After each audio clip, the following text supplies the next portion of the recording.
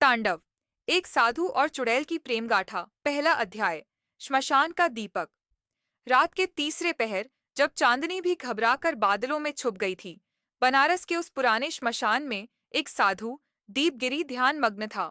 उसकी आंखें बंद थीं, लेकिन मन किसी अनजानी छाया की उपस्थिति से विचलित हो रहा था। तभी एक ठंडी हवा के साथ वो आई। लंबे खुले बाल, लाल आंखें और पैरों की जगह हवा में तैरती एक परछाई। वो थी कौशल्या, एक श्रापित चुड़ैल। दूसरा अध्याय। रहस्यमय रिश्ता। कौशल्या शापित थी कि जब तक उसे सच्चा प्रेम न मिले, वो मुक्त नहीं हो सकती। लेकिन साधु, वो तो सन्यास की राह पर था। फिर भी कुछ था उसमें जो दीपगिरी को बांध रहा था। दोनों हर रात मिलते, श्मशान में, चांदनी के बीच, तंत्र और मंत्र की सीमा के पार। धीरे धीरे साधु और चुड़ैल के बीच पनपने लगा एक रहस्य, प्रेम जैसा, पर प्रेम से परे। तीसरा अध्याय।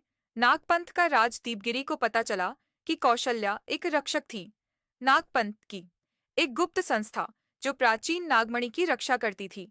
पर कौशल्या को प्रेम में फंसा देखकर उसके साथियों ने उसे धोखा दिया और श्रापित कर दिया।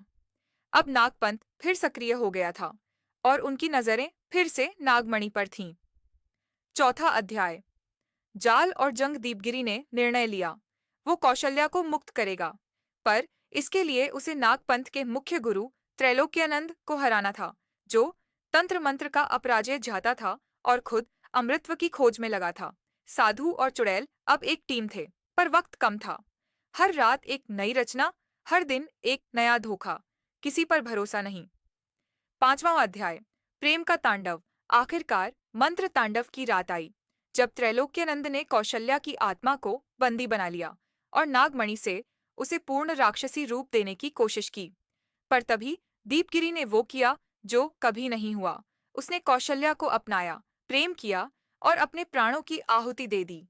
प्रेम की शक्ति ने शाप को तोड़ दिया और कौशल्या फिर से इंसान बन गई।